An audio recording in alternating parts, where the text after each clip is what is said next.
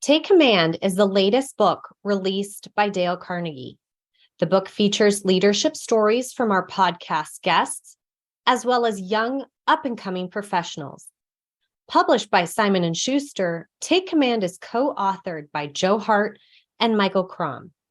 Visit takecommand.com for more details and to buy the book. Remember to subscribe and review our podcast on your favorite listening platform.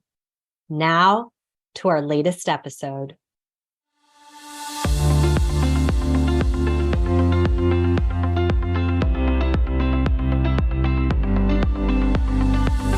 Welcome to Take Command, a Dale Carnegie podcast, the show where we seek to uncover what leadership means in today's world. I'm Joe Hart, CEO of Dale Carnegie, and we will be talking to diverse leaders with stories to tell across various industries to help unlock your potential for success. We will be sharing real-life insights into leadership, which in turn can help spark the next level of your growth as a leader. Today's guest is a sought-after speaker, panelist, and moderator, frequently quoted by respected media outlets like Bloomberg, CNBC, The Washington Post, and CNN. She boasts a rich career history encompassing roles as Chief Diversity Officer and Vice President of Inclusion Strategies for Expedia and Senior Vice President for Organization People at Paramount Pictures. Recognized for her outstanding contributions, she has received notable awards such as the LA Lakers Comerica Women in Business Award and the National Black MBA Association Outstanding MBA of the Year Award, among many others. She most recently led initiatives to discover, nurture, and empower diverse voices at Pixar Animation Studios. Please welcome Britta Wilson. Britta, great to see you. Welcome to the Dale Carnegie Take Command podcast. Thank you so much. Thank you, Joe, for having me. I'm excited to be here. I'm excited to have you here. I mean, you have had a really incredible career. You have been a leader at certainly many, many prominent companies, Expedia, Paramount, Aon Hewitt, Pepsi, now at Pixar. Tell us a little bit about your story, about what led you in your career and how you ended up at Pixar. It's probably counter to everything that we tell leaders in training now, which is, be planful and thoughtful and take the next opportunity. I think for me, I have somewhat of a short attention span, and I think that has fueled my career in a lot of ways.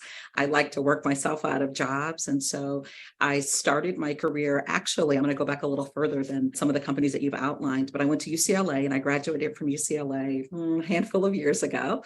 As I was graduating, I was going to go to law school, I thought, and discovered that I was waitlisted. I didn't get into the law school that I wanted to. And I ended up, as luck would have it, having this incredible opportunity at a publishing company. The name of the publishing company was Access Press. They were publishing travel guides and city guides to a number of different metropolitan cities across the globe. But most importantly, they had received the award to publish the visitor's guide for the LA Olympics. And so it was this incredible opportunity, an entrepreneurial environment, a creative environment. The company was founded by a guy who later went on to found TED. And so it was Richard Werman, who was one of the founders of Access Press. And so early in my career, because things didn't work out like I thought or like my plan, I had this incredible opportunity to work for this immensely creative, immensely innovative, break it and, re-examine it type of organization. And I think that type of mindset fueled my career. And so from there, I discovered a love of human resources, and my career just grew from that point. It's interesting, though, isn't it? When you look back at your career, some of the things that you might suspect least would be the ones that would have the impact. It sounds like Access Publishing wasn't your first thought in terms of where to go. Not at all. I mean, I literally thought I was going to law school and didn't get into the law schools that I wanted to go, and thought, well, with encouragement from my mom, well, you're not going to sit around here forever. You got to find a job. And went to the Career Planning and Placement Center at UCLA, and this incredible opportunity. And so I was exposed to creative development. I was exposed to sales, finance.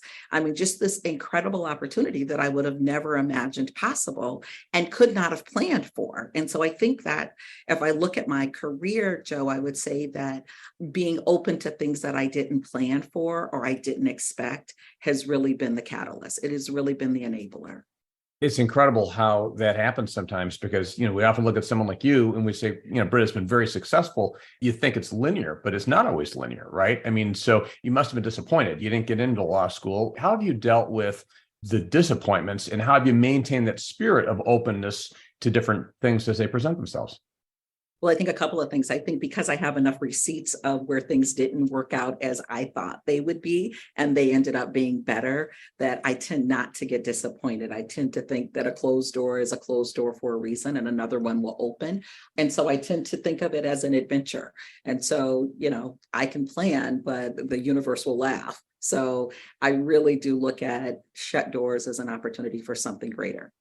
Yeah, the mindset is really critical, right? I mean, some of the people who've achieved incredible things, it's because they were, and you were in this particular case, open to that and looking and saying, all right, how do I turn? I mean, I think about all this that we went through even during COVID and how bad COVID was. And yet Absolutely. there are people who said, well, how do we transform it? How do we grow? How do we make the best of this? I've watched and listened to some of your interviews talking about Pixar, and this is maybe fast forwarding a little bit, but just kind of going along with this flow.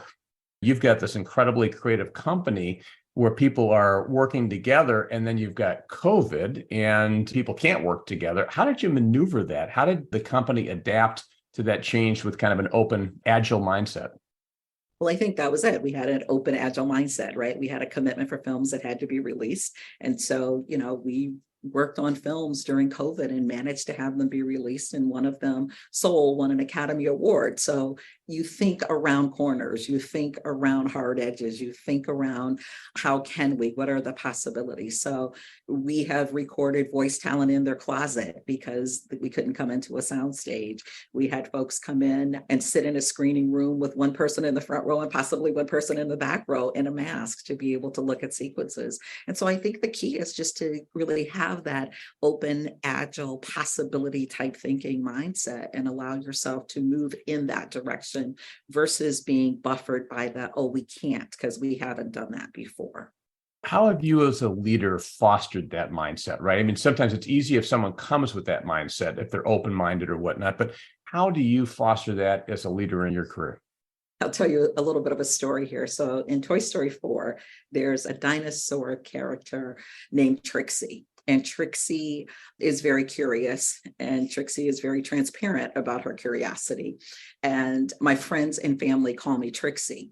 And I look for the Trixie in people. And so in Toy Story 4, without telling you the whole story plot, but a new toy comes into the fold, into the family, and it's a toy that's being made. As a toy is being introduced, Trixie says, wait, I have a question. And she pauses and she says, wait, no, I have all the questions.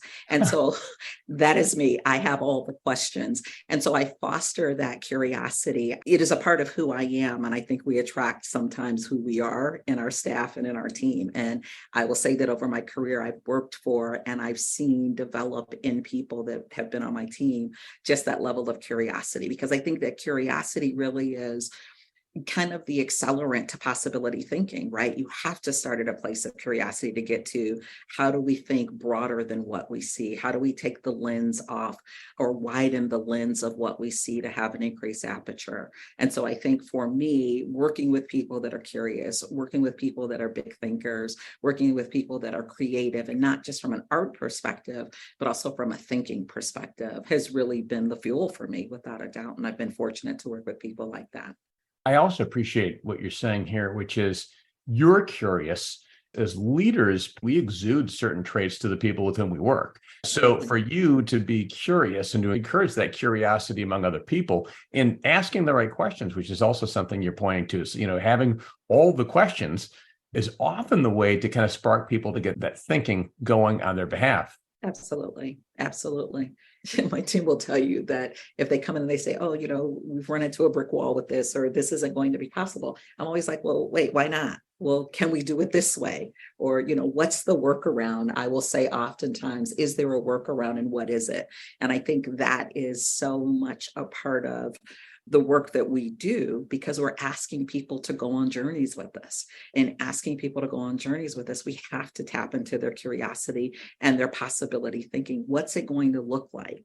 I mean, storytelling creates connection to our shared humanity. And so if we can pull the thread of curiosity through that and pull the thread of what I say all the time is pull the thread of compassion through it. And when I talk about compassion, Joe, I think about it in terms of being other oriented. Let me step outside of myself and look at the other person's perspective and how are they going to experience this? How can we make this experience meaningful for them?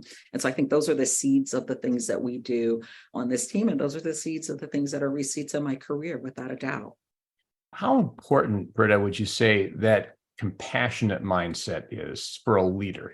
If not number one, the number one. I think it's extremely important because I think that with compassion, again, you get that other oriented, you get the willingness to step outside of yourself, you get the movement to be selfless. I think oftentimes in leadership, first of all, we think of it as a position. And we think that once we've achieved that position, it's all about us, when the reality is it's not. So I think that as much as we can act outside of ourselves, the better off we are, the better our teams are, the better the organization is. And so I think for me, compassion is absolutely the high bar, without a doubt. Yeah, I don't know how one leads without that compassion, without that empathy. There used to be this view of leadership, which is that the leader comes in and says, this is what we're going to do, and you do this, and you do this. And we know that that just completely disengages people. Leadership involves relationship, it involves trust and transparency. And how can we do that if we aren't first trying to see things from another person's point of view, if we're not really trying to understand who they are and what's important to them? Exactly. And I think that, for me, leadership is really seeing what is present and then envisioning and inspiring and rallying around what is possible. And in order to do that, I need to sit with the people that I'm trying to inspire, and I need to collaborate with, and I need to create this shared vision. And a lot of that means just listening and being transparently honest about, where I am and what is to come. I think to your point, leadership of old was, I'm going to come in and bark orders and everybody's going to sit in a fear-based capacity and, get the work done and go home and be miserable. That's not what I want. I want to work with teams where it's, as a leader, I'm making more deposits than withdrawals, that I am developing people and organizations and situations that I'm leaving them even a smidgen better than I found them. That to me is what leadership is about.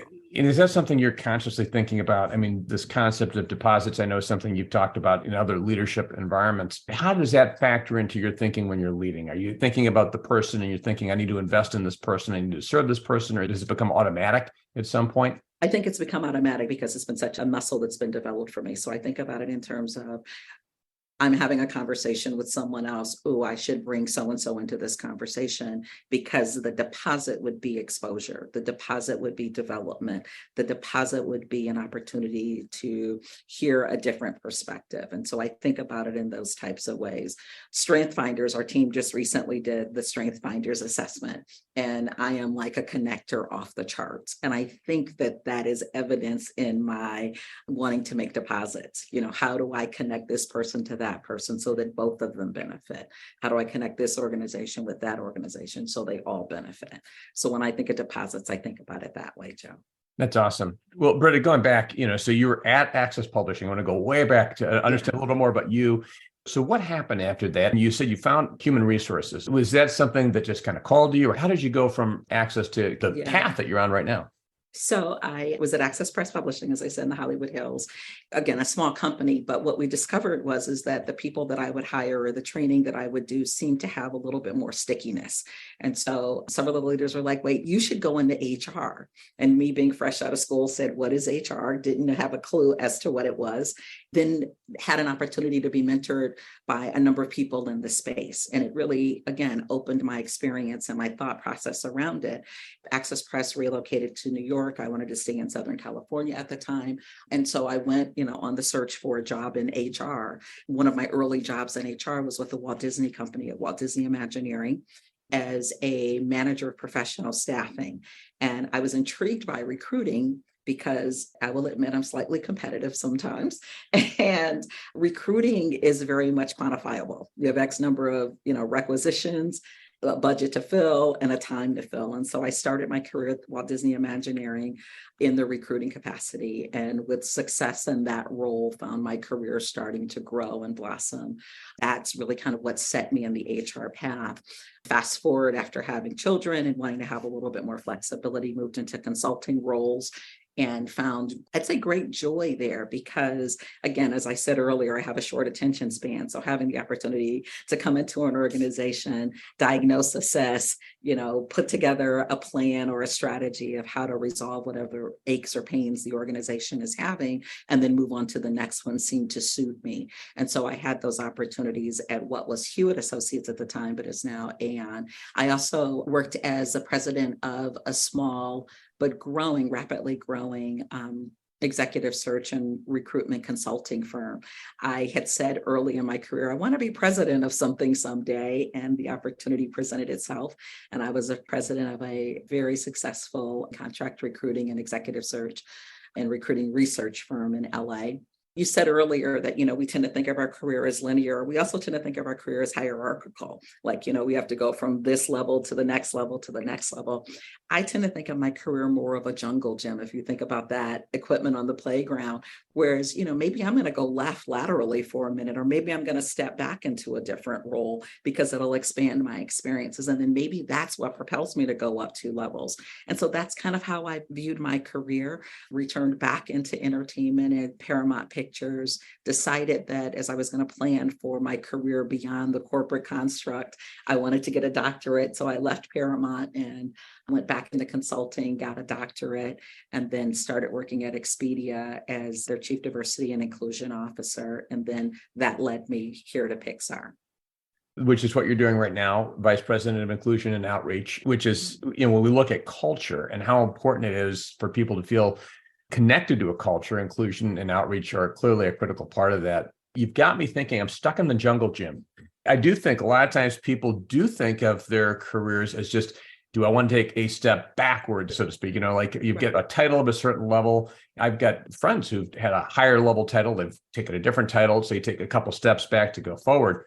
When you think about the jungle gym, was the idea for you that you're going to be less concerned about title and more concerned about, say, impact or longer term opportunity? I mean, how would you encourage our listeners to be thinking about their careers? I mean, again, thinking about your openness and curiosity as well. What advice? I think for me, what I've always looked for is the opportunity. What's the opportunity to impact? What's the opportunity to learn and grow? And so if that meant a title that was slightly less than a prior title, then that was fine with me. I wasn't necessarily looking to regress completely, but I was looking for, how do I use these experiences to propel and accelerate wherever it is I think I'm going, right? And so I would be willing to do something a little different, or to work in a smaller organization. I think that there are a lot of times, particularly in my generation, the myth of you have to work for the large corporation only. And I've been fortunate that I've had those experiences, and certainly no shade to them. But I think that you can also have very enriching, fulfilling, and impactful experiences in entrepreneurial organizations or mid-sized organizations or, family companies. And so I think the key is finding out what works best for you and what will help you equip yourself with the skills and the tools that you need for broader impact down the line, and not just think of, what am I doing today? And that's it. Yeah, we can find ourselves very easily sometimes almost pursuing somebody else's career if we're not careful, right? So we'd say, all right, what should I be? I had this conversation with someone who's much younger than me about, well, I look at other people and they're here, so I should be here. And you get into this comparison trap and so forth. But what I really appreciate what you're saying is, you look at where you are, what can I contribute? What can I get out of this? How can I grow here? Where can I have impact? And that might lead to a number of different places, but it's that kind of openness and just kind of really looking for, where's the best opportunity for me at a particular point in time.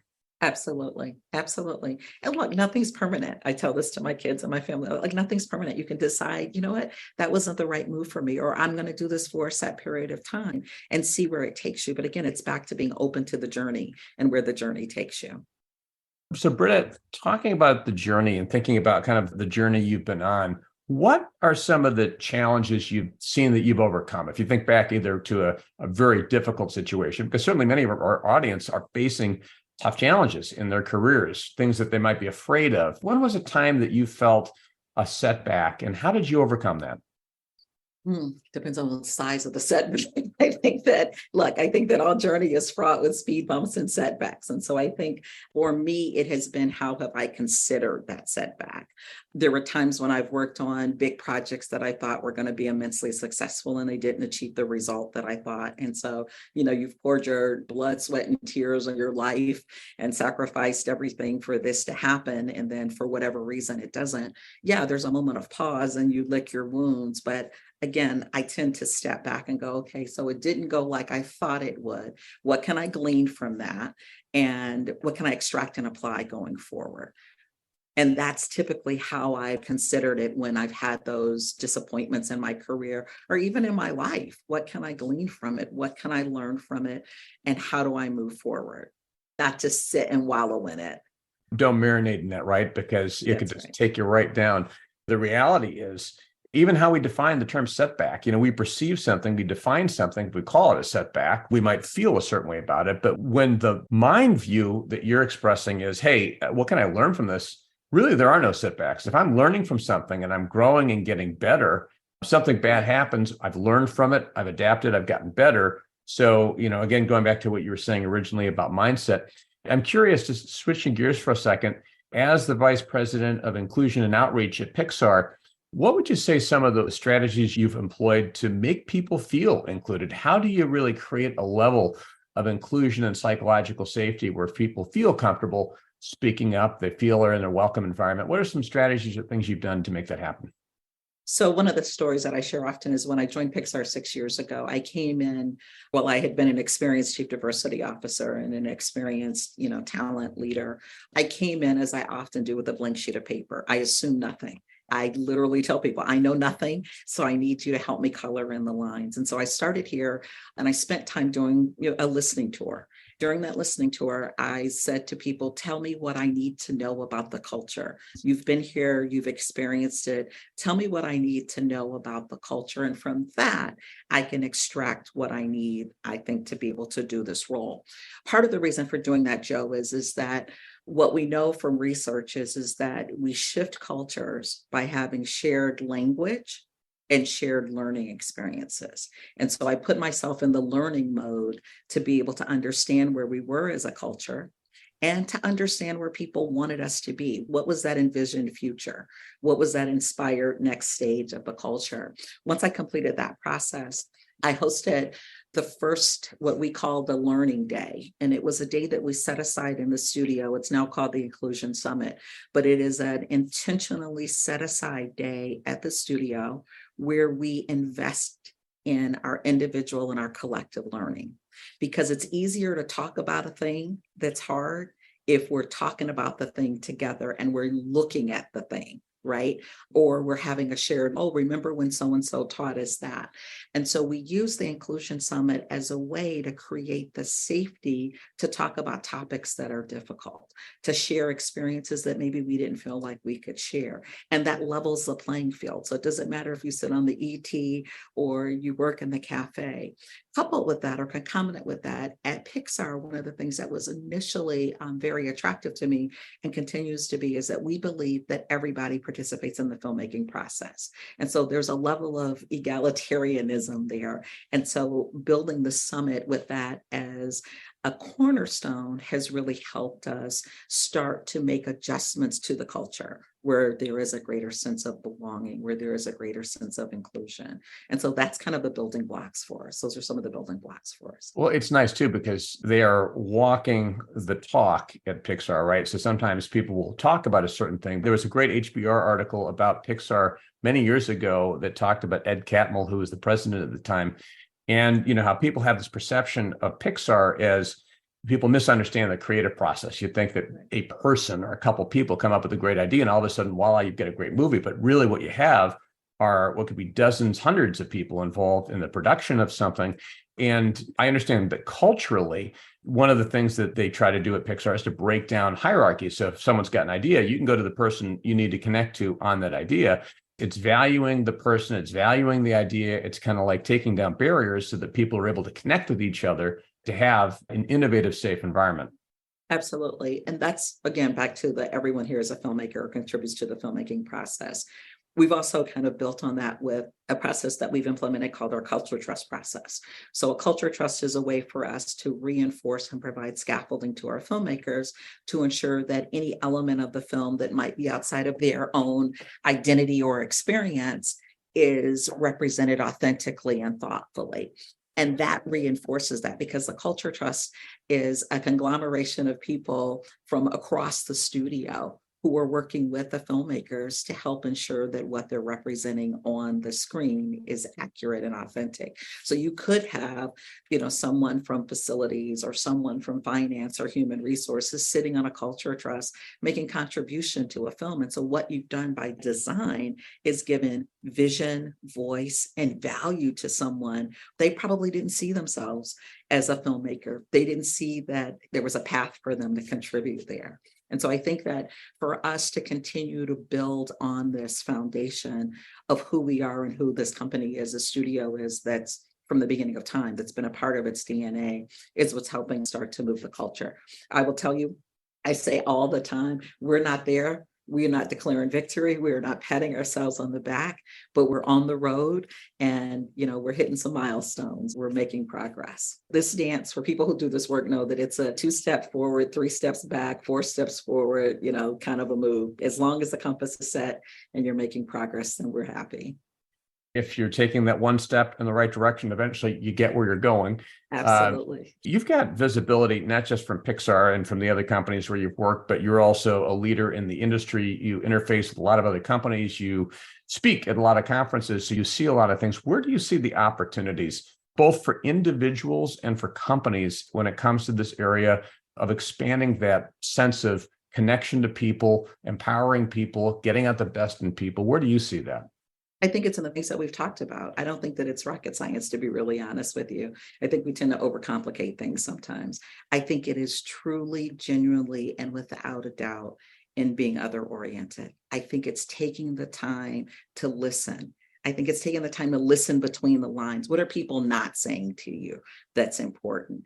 Where do people thrive? What's important for them? How are the things that are happening outside of your organization impacting employees? What type of organizational trauma exists that hasn't been discussed that needs to be interrogated? I think that is that simple. Make the investment of time and be willing to be wrong, right? I think oftentimes as leaders, again, as we referenced earlier, you come in, you're the leader, you're the problem solver, you have all the answers. No, be willing to be wrong and share when you're wrong, not feel like you have to hide it. I hate to sound Pollyanna-ish or pithy, but I think that it really is investing the time to be honest and transparent and open and empathetic and all the things that we've talked about. Yeah, I don't think it's Pollyannish at all. It's funny. Within Dale Carnegie, a lot of the things you talked about are things that we teach. If you're wrong, admit it quickly and emphatically, and let the other person do a great deal of talking, and give honest and sincere appreciation. And we often say, you made the point, this isn't rocket science, and you're right. It's kind of like it's common knowledge. It's just not always common practice. At the end of the day, people really do these things? And I think that's the opportunity for all of us individually. Sometimes people will say, well, I'm not a CEO, or I'm not a VP, or I'm not. Every single one of us, this is just the way we conduct ourselves. If we live our lives in a way that does those things, we're going to have better relationships. We're going to be higher performing in our teams. We're going to create cultures that are more effective. So I really appreciate the fact that you're breaking this down and saying, hey, you know what? This isn't like we've got lab coats on or something like that, right? Absolutely. I've alluded to it before. I think that people think, oh, you have to have a title to be a leader. I don't think that. One of the best pieces of advice that I was ever given, the person said to me that we all have capacity to lead, and we also have the responsibility to lead. And I believe we can lead from any chair. I don't think a title is necessary. And so we apply the things that we've talked about and be willing to interrogate our own beliefs and wrong thinking. I think we can all lead. And I think, to your point, then we do have better organizations and better cultures and better outcomes.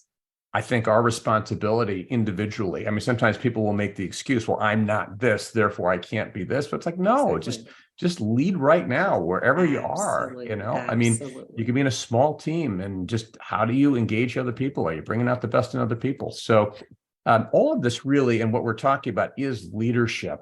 And I'm curious, everyone defines leadership differently. One of the questions I will often ask guests on the Take Command podcast is, how do you define leadership? So let me ask you that, Britta. I mean, how do you define leadership in, say, a sentence or two?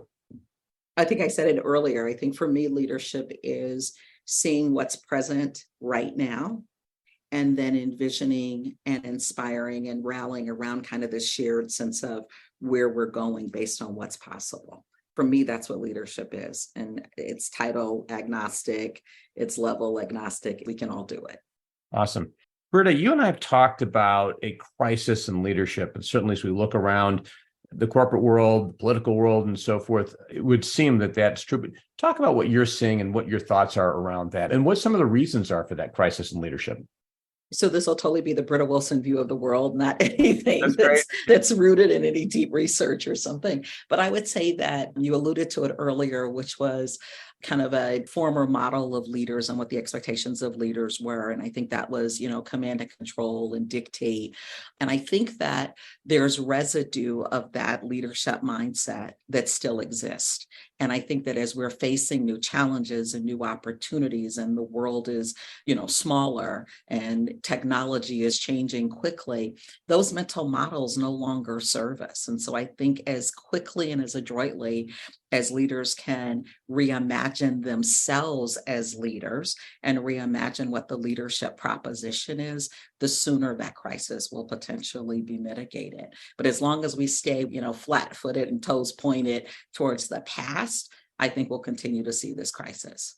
Yeah, it's remarkable, honestly, in this day and age that people still have that mindset. That mindset seems like it's often rooted either in an insecurity or even an arrogance, if you will. I love when you talked earlier about curiosity, because I think underlying curiosity is a level of humility. And one of the common threads that I've heard from so many of the leaders on the Take Command podcast is the importance of humility, of just recognizing that we don't have all the answers. None of us does, right? It's laughable to think that we do. The key is to acknowledge that you don't and get the answer, not to pretend that you have the answer because you're all knowing. That's not in service to anyone. And so as quickly as we can admit, hey, I don't know. In a New York second, I'll be like, I have no clue. I absolutely have no clue, but let's figure it out, right? And I don't think that where organizations look to the leader for having the answers is necessarily the most productive path. The ability for the leader to get the right answer, not because they have it, not like because they're Chat GPT and they can answer everything. Right. If they can work with other people and bring out the best in other people, and to be good with that, because it does seem like, when we say we don't have all the answers, someone could look at us and say, oh, that person just doesn't know. So it does take humility and a certain level of self-confidence to say, you know what, just like you did, hey, in a New York second, I don't have all the answers. So let's work on this together. But that's a hallmark of strong leadership. I think it's important. Curiosity, humility, transparency. I think those are all, to your point, hallmarks of leadership. And they're hallmarks that each of us can adopt. We all can do it, irrespective of our title, as we said. So absolutely. What are you most excited about right now as you think about where you are in your career and even looking ahead? I think for me, right now, it's the opportunity to impact. I mean, storytelling is an incredible platform that we have here. And I think that storytelling is kind of the common currency of our humanity. Like, we all trade in stories, right? And so having the opportunity to impact stories that will outlive all of us is what continues to excite me. That's an incredible opportunity for sure, and one that I am immensely grateful for. It's true. I mean, we as humans connect to stories, and stories can change minds and lives, and they can captivate and all those kinds of things. I have a new feature on the podcast, which I've started with one interview that I did the other day. And what I did was I went to Chat GPT before this show. There are some questions I have in advance, but I really try to make this a conversation. But I said to Chat GPT, I'm going to be interviewing Britta Wilson from Pixar on my podcast, which is focused on leadership. What questions would you recommend that I ask? So, oh my gosh, what did Chat GPT say? It gave me a number of questions that we just covered through conversation. But I then went back and I challenged Chat GPT. I said, if you were to ask only one question of Britta Wilson, what would you ask? And what ChatGPT wants to know is, what do you believe sets Pixar apart from other companies in terms of its leadership approach, and how has this contributed to the company's success? I would say without a doubt, it's people. And I would say that it's people who are immensely talented and immensely tenacious and immensely creative and compassionate and talented and want to do good. I think that's it. I think that, this company literally started an industry, in a business segment. And I think that was for all those reasons. It was imagining the possibility and reimagining what animation could be and the power of storytelling in doing so. Yeah, it really did do that. And it's an encouragement, I think, for all of us. We can do that in our own lives. Just reimagine and imagine what is possible. There are really, in many ways, no barriers if we open our minds to that. So, Britta, any other advice you'd give our listeners today? I would just say, trust yourself and really think about how you can grow your career in a way that's less about you and more about others. Awesome. Thank you. A great interview, great discussion, a great way to end. Really appreciate you being with me today. Thank you so much for the opportunity, Joe. In today's Thought Leadership Spotlight segment, our guest emphasizes the significance of demonstrating compassion, even when it feels uncomfortable and challenging. Drawing inspiration from Britta Wilson, she recognizes that compassion is an ongoing journey in leadership, not just a fixed destination, ultimately leading to a gift that benefits everyone involved. Please welcome the president and CEO of Dale Carnegie Training of San Francisco, San Jose, Oakland, San Diego, Los Angeles, and Sacramento, Brittany Schmid. Wow, such a great interview with Joe and Britta. So much insight and philosophy to take away some great nuggets. The one that struck me was as the two of them were talking about a compassionate mindset being their number one attribute that they think all leaders should have. It made me think about a gal on our team around 2 years ago, quit unexpectedly, and it just seemed uncharacteristic. It didn't make sense. So I went ahead and reached out and uncovered that she had decided to quit due to an illness instead of asking for time or wanting to slow down the business. I was struck. Her thought process was so thoughtful, obviously, of the business, but not at all what the business wanted, not at all what I wanted. And so we worked together and found a way forward. The team rallied in such cool ways, and we gave her the time to heal and recover so that she joined us again. She came back to work, continued to lead her team, continued to drive the business forward, be such a positive influence to myself, her team, and her community. And ultimately, I reflected on that and I thought, man, what a gift. It is such a gift when we show compassion for others. So I would encourage anyone listening to this podcast and just thinking through, where can we step into compassion, even though it might show some vulnerability, even though it might not be what we're comfortable with. Step into compassion and uncover the gift that goes both ways, remembering that leadership is a journey, not a destination. Join us and order a copy of Take Command in hardcover, ebook, or audiobook format at your favorite bookseller or at takecommandbook.io. Also, you can visit takecommand.com for more information about the book and additional resources. I hope you enjoyed this edition of Take Command, a Dale Carnegie podcast. Check out our resources page at www.dalecarnegie.com for more research, insight, and tools that will support your success in taking command of your leadership potential. If you enjoyed this episode, please consider rating it and subscribing to us on iTunes, Spotify, Stitcher, or wherever you get your podcasts. As always, thank you for listening, and we look forward to you joining us for the next episode of Take Command, a Dale Carnegie podcast.